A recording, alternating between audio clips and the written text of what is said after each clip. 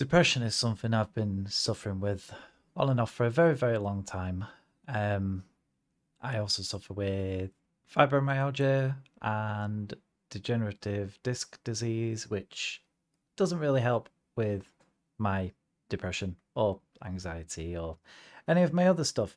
So, this is me trying to do something for myself and figure out a way to cure my own depression. And what better way than tiny bits of plastic?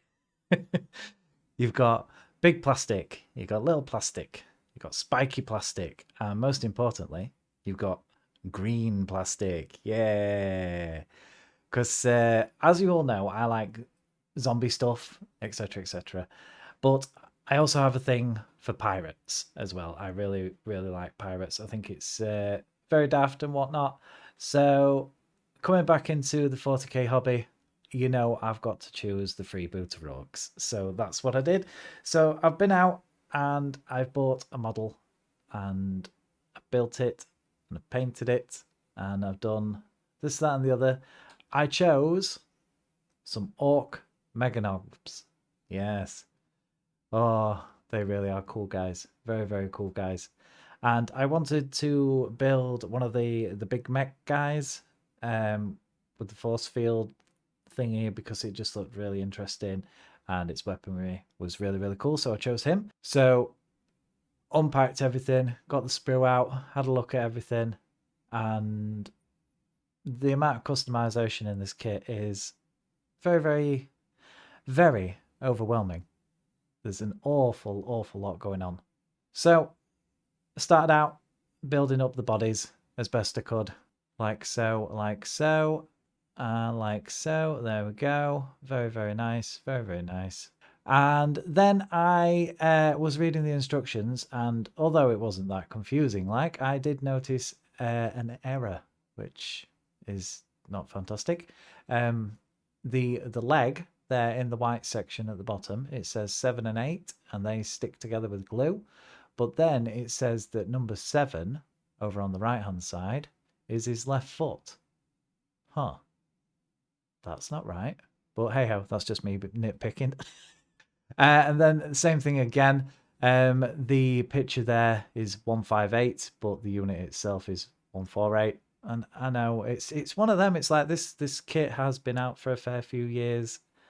I'm probably not the only one to notice this. This is just me being nitpicky, snooty. I'm sorry if I've upset some people for being this snooty, but it's just me being observant because that's something I usually fail to do. But anyway, so I built the bodies up and got 3 bodies together. Wow. I then glued the arms on them and put them on the bases. I wish I didn't do that step because I changed my mind. Then I primed them and started having a look at how people prime them, and I had a look at the zenithal highlighting stuff, but the painting methods that I was choosing were not really right for zenithal ends, so yeah, I kind of wasted paint with that one more than anything. Then started using some of the contrast paint on it, and the tone that came out was a lot darker than I was expecting, and I wasn't very happy with it. So I completely scrapped it and decided to go in a different direction with colours. I tried some different techniques on the top to see how this actual paint interacts with things and this, that, and the other, because it was meant to contrast through the colours that are placed underneath or the tones that are placed underneath. As you can see on the top, I did some sort of black teeth and then I stippled some white lines and dots to see how they would interact underneath it, and that's how it come out. It come out really weird and patchy, and not a huge fan, honestly. Really not a huge fan of that, so I definitely scrapped it off as a bad job. Then mocked it all together to see what he'd look like, because I was itching to see the model together, after seeing that sort of failure with the colour I've chose, etc. I wanted to make sure that it was still something that I wanted to put together, and it was, and I like it, so I carried on. I then tried mixing the same purple paint with a metal pigment paint in order to get some sort of glittery effect going on. It did work, but I didn't like the outcome as well, because the metal fragments started to pool, and that's something that generally does happen with metal pigment paints. And as you can tell on the top of the miniature there, it's all pulled up together and it just looked awful. So I didn't do that either. There's a bit of a close-up of the sort of pooling on the top, and there's a little bit on the arm there that's picked up, but all in all it just looks like it was sort of candy coated, as they say, or glitter chip, or whatever you want to call it, and I thought it was a little bit too tacky, so I moved away from that. I then went back into store and I picked up some more paints, and I got a few stamps in my Battle Honours book, which is something that I wasn't aware of. Yeah, they do a Battle Honours thing where if you are new or returning to 40k or just Warhammer in general, it's like an incentive and a progress thing for yourself. It's so you know that you're learning the right things, and obviously it's guided by the people in store. It's very, very cool, very good, and it's just a nice way to help you learn. And I thought that was handy because I can write notes in there, etc., and things that I've learned, and it gives me an incentive to actually write stuff down, because I'm terrible for not writing things down and forgetting. The joys of fibro. So I decided to just practice with this guy, and I continued using that purple paint because I bought it and whatnot. I just wanted to try layering and glazing and this, that, and the other. And as I've took this photo, I haven't realised until later that my twitchy hand has turned it into a cartoon. No idea what's going on with it. I can only apologise on that one. I was then rooting around in my Warhammer stuff that I had in storage, and I actually pulled out the first miniature that I had ever painted in my life. I must have been 6 years old, 7 years old when I painted this. And yeah, it's not the greatest thing out there, is it? But I don't think I've done too bad to say I was like 6 or 7 years old. And the Terminator that went with it, yeah, it was an old Space Hulk box that I bought, and I painted that at the same time. Yeah, not the smartest of work, is it? I then decided to strip everything back down and prime all the other bits, and I decided to just go white with it. It looks as if it's zenithal here, but it's actually just white. I think it's my camera being silly again. Having a little bit of technical difficulties, for a change, But anyway, that's all the bits together for every guy. I then mocked up a face, and I had a go at doing the lips and stuff. It's been some time since I've done anything along the lines of, and oh, I've just realised there's a big pile of money in the background there. Oops. Let's not show that. I also made a homemade wet palette as well out of a bit of sponge, cloth, and some parchment paper, and I just put it in a plastic tub with a lid, and it's really, really good because obviously it keeps the paint nice and moist and whatnot. You can mix in there, you can thin it down, etc., etc. Just makes life a lot easier, so I'd recommend doing that straight away. I then wanted to have a look and see what other people are doing freebooters wise, and I came across this image here of this miniature, and I think it is absolutely outstanding work. Truly, truly amazing. And I wanted to do something similar, but obviously I don't think I'm anywhere near as talented as this, in regards to the whole colour scheme. And the only change I would do to that is, instead of the crimson red, I'd like to do white. And I know that seems a bit more like Goth's colour scheme than a freebooter, but it's got like a purple feather in its hat and this, that, and the other, so I can still use me purple. It's got a purple tongue, you know what I mean? I could use purple accents and have black, white, and gold as the main sort of gubbins, which I thought suited me down to a T. I then figured, how can I make my orcs appropriately piratey? And the best way of doing that, I thought, would be to put them on pirate ships as such. So I would give them like wooden deck floors. So I went onto Amazon and I decided to order some coffee stirrers and some lollipop sticks. And Amazon being Amazon, yeah, the things that turned up were both the same things. They were both lots of lollipop sticks. So in future, I think I'm going to have to cut these down into thinner strips if needed. But the lollipop sticks seem to be okay for now, at least, or I hope they will be.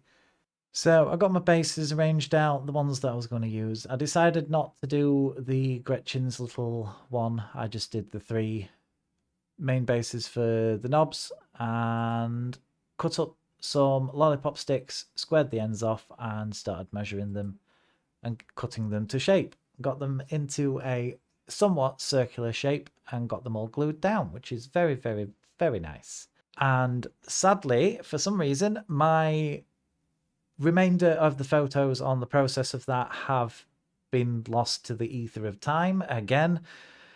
Me and technical difficulties. It's very, very, very silly. But anyway, I had some old brown poster paint from many years ago. Must have been doing something arts and crafty with it. But I decided instead of using the good Citadel paints, I would just lather it with that. So I slapped a load of that on, and because they are porous wooden sticks, it absorbed it practically instantly. I then used a slight touch up of some Rhinox hide to pick out some of the darker areas in it. I also thinned that down and gave it a wash between the cracks, and then I dry brushed it with a mixture of Bogman's Glow and Rhinox hide. I then went on to Amazon and I bought myself one of those little pin vise things, and I decided to drill holes in the boards themselves to make it look as if they were floorboards and they had nails in them. I then decided to go a step further and use that to magnetize the orcs.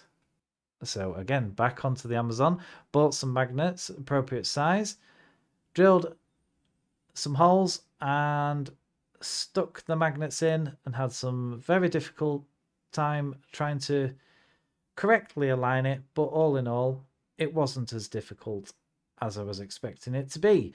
The only problem with it is that the pin vise was a little difficult to get through the plastic, so I had to end up pulling out my Dremel from my garage, putting one of the drill bits in and slapping it all together. Which brings us to where we are now, and I do apologise because this is not the greatest of cameras. It took some time to get the thing into focus, but this is our little guy now. He's all built up, he's all magnetized and everything. He's got some funky weapons.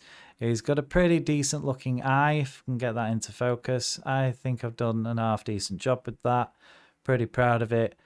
And yeah, lots of nice little intricacies on it. I think I've done half decent with it. Really do. Really do. And yeah, that is how he is. Looks pretty good. And as you can see there on the base, the little holes, etc. He's got plenty of detail on his backpack. Up top there, you can see this camera. I found it in my bits and bobs drawer. I don't know how old the camera is, probably very old. But yeah, there you can see, don't look too bad. All his teeth are painted that are adorning his outfit, and yeah, that's him. That is him. Looking pretty good. And this is what the test guy ended up looking out like in the end. I decided to do away with all the purple. I don't know if this is even going to come into focus. No. Yeah, well, he's only a test guy.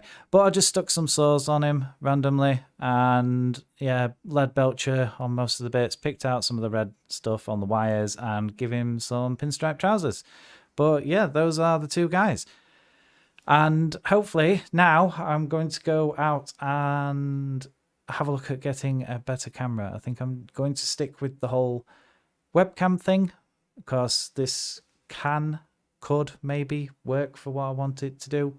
It saves me prattling around with my phone and trying to transfer photos all the time. That's very annoying when it doesn't want to work. Again, plenty of technical difficulties for me as always. But yeah, that's going to be it for this this video. I hope you have enjoyed it, and I hope you will come along with me on my painting journey, and hopefully it'll be a bit more entertaining and a bit more in blooming focus. Come on. What if I angle it down slightly and bring him right close? No? Still a blurry mess. What about like that? You gonna do it? No? Ish? There we go. Ish. But yeah, as you can tell, the eye, I'm pretty impressed with the eye. I think it's come out really, really well. Yes. There we go. That's a better angle of the dangle. Anyway, don't forget to take care of yourselves, and hopefully I'll see you further along in my journey. Bye. My finger looks like a bottom. What do you think about that, Babs? Hey? You're on TV. You're on TV. Hey? You gonna say hi?